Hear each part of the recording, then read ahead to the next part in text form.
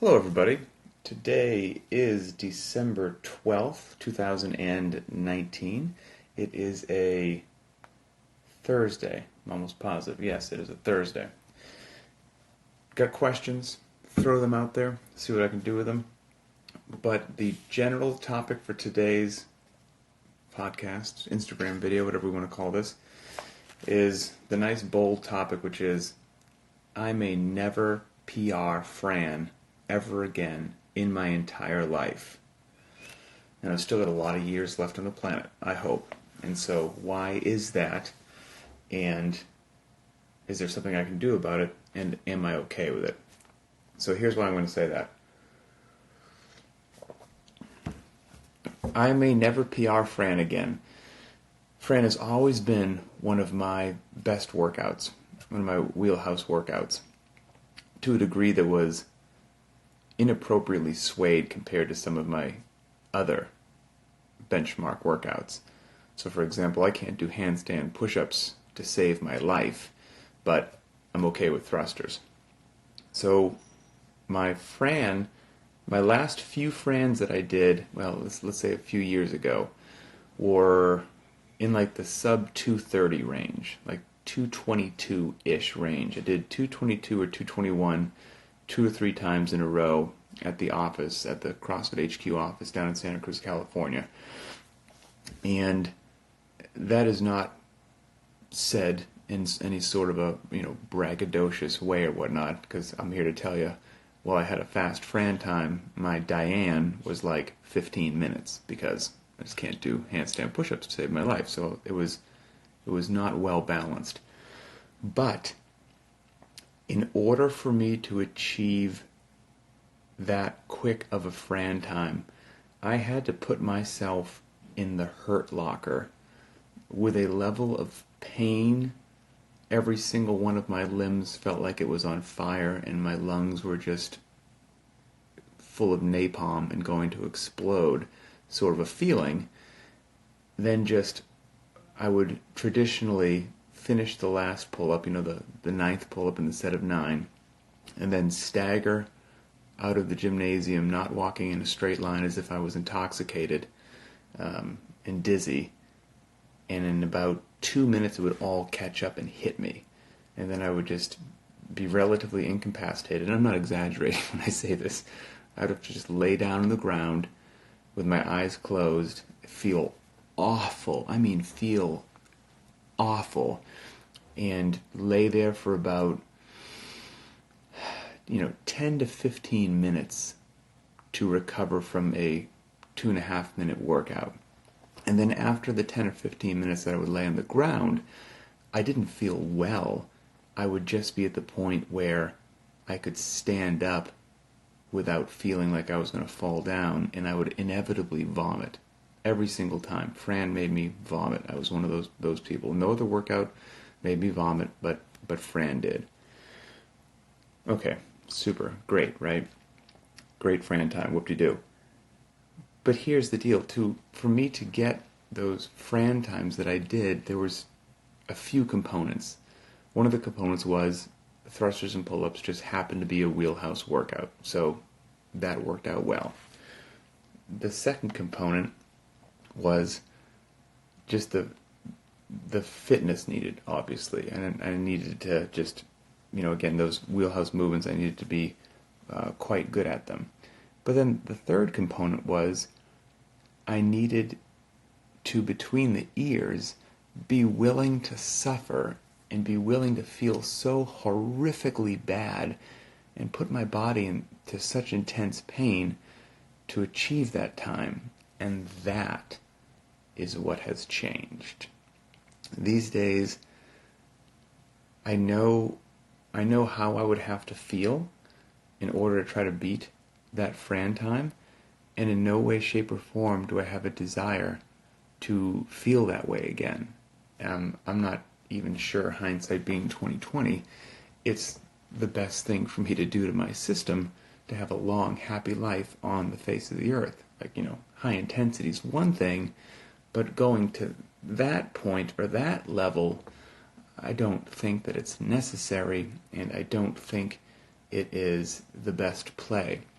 So now, I can't remember when we did Fran. We did Fran within the last year, and I can't remember what I got for a time. I think it was like low threes. And so, let's say it was 45 seconds off or so, 50 seconds off from my previous time. It still hurt plenty. There was still plenty of fitness there, but the difference was I didn't feel like the next 3 hours of my day were absolutely ruined and that I did something unspeakable to my body. So, with a lot of these workouts, there is a physical capacity to them to perform the movements, to perform them well, to perform them safely, all that. And then the other part of the movement is, if you're going to express intensity, you obviously need to have the capacity in your muscles.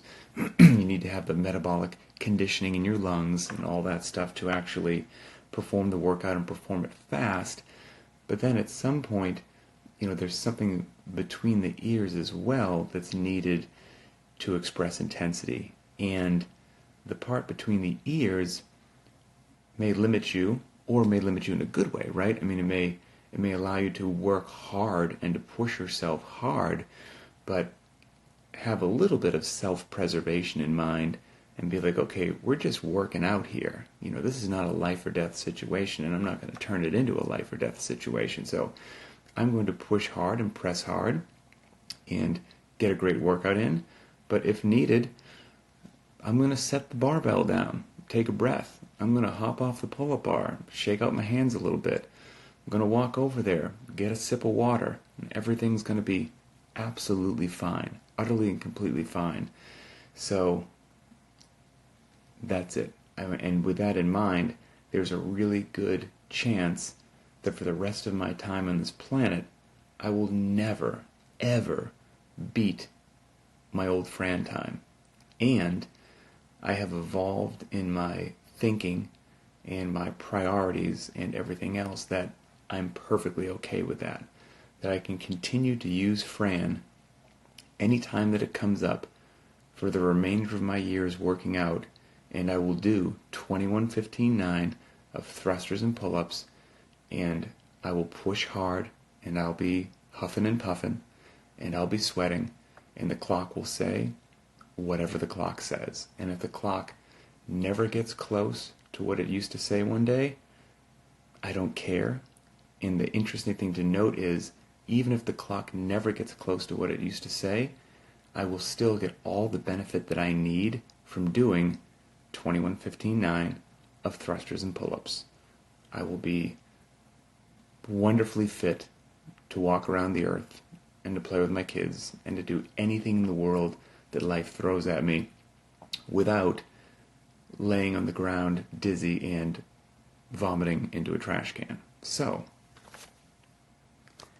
there's probably some folks out there in that same boat, and so I would just say, take a moment, take a step back, think about where you are, what you're doing. Keep in mind that we're just working out, and yes, just because you can do something maybe doesn't mean that you should do something. And you could apply this same kind of theory to a heavy workout as well.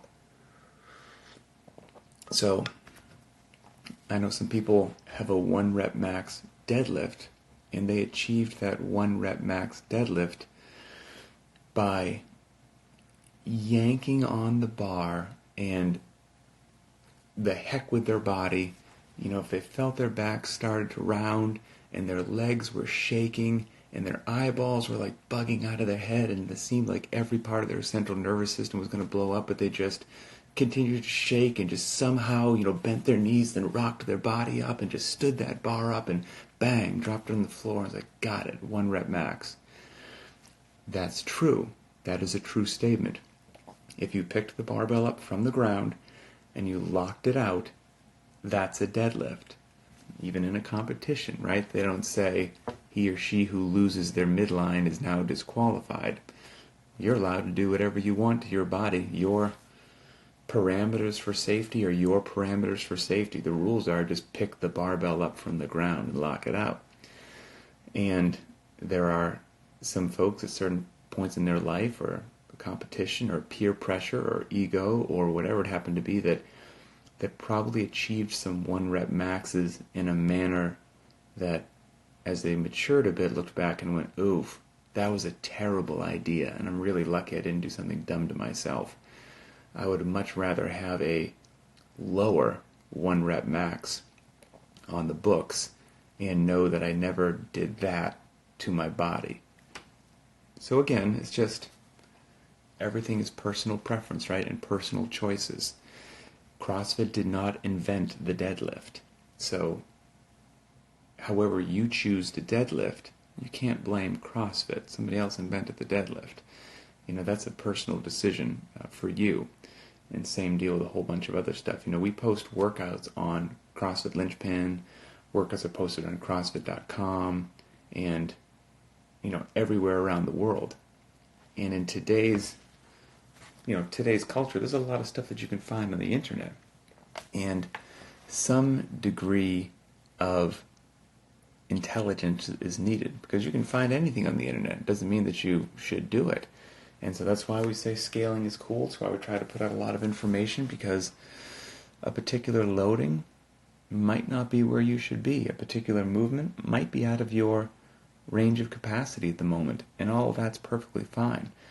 It's up to you to take an honest assessment of yourself and then make good choices. And that's just part of being a human being. And when in doubt, err on the side of caution. When in doubt, err on the side of going lighter rather than heavier. Err on the side of slowing down rather than speeding up, if you're unfamiliar with what, the workout, the movement, whatever it happens to be. And then you just kind of cruise through it, see how it feels, get it, you get the data in your head, and you make a better decision next time. So that's that. All right, let's see what we got here. Jeez, I'm dropping stuff on my desk. Let's see if I missed anything. Okay.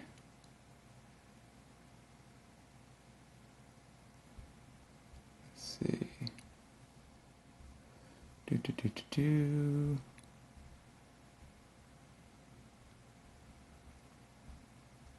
All right. Oh, okay, what do we get here? Somebody posted, the goal isn't to defeat the decline from aging. It should be about keeping that downward slope from being drastic and sharp. Let's see.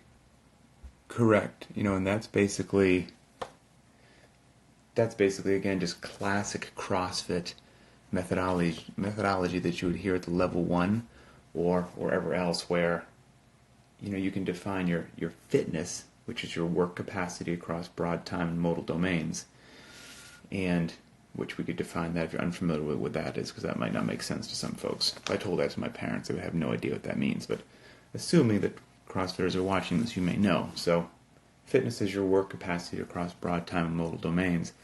And then health is, an oversimplified way for me to say it would be your fitness across a lifetime. So the goal is to maintain as much capacity for as long as possible, so that you have the highest quality of life, you're independently living, you're functional, you can do whatever you want to do. And there hasn't been a tremendous amount of long-term data on this, because we're all kind of involved in that process and that experiment as we speak. But the general feeling, and again, an oversimplification, the general feeling is the more capacity that you start with, as you do start to naturally decline over time, like just father time comes in and just, it is what it is. When you're 70, you probably won't be as capable as you were at 35 if you were working out when you were 35. Just, it is what it is. So there will be this natural, gentle decline over the years, even if you continue to be active, even if you continue to be fit. So the goal is, if you can have a nice high level of capacity, then even if it starts to decline, since you started at a higher level, you'll have more area under that curve, and you should have more capacity compared to your peers year after year that started from a lower level. And I truly believe that that is the case. And that just wraps back into what we said there about Fran, which is, yes, you want, using myself as an example, I certainly want to have a great high capacity of fitness and maintain that for as long as I possibly can, but there may also be a way to overdo it in a way that is not indicative to long-term health and fitness, such as just, there's a difference between working out and working out with intensity and working out hard and just beating the stuffing out of yourself. That's what I'm trying to say. So our goal is to avoid the beating the stuffing out of yourself just to post a cool time or to post a cool loading, but rather work out in a well thought out, well designed, intelligent manner that keeps you feeling good head to toe, keeps your knees, back, and shoulders feeling good, and then march forward into the years of your life in the best shape possible. So that's what we're going to do. That's the goal. That's what we're all here for. Hope everybody has a wonderful day, and we will talk again later.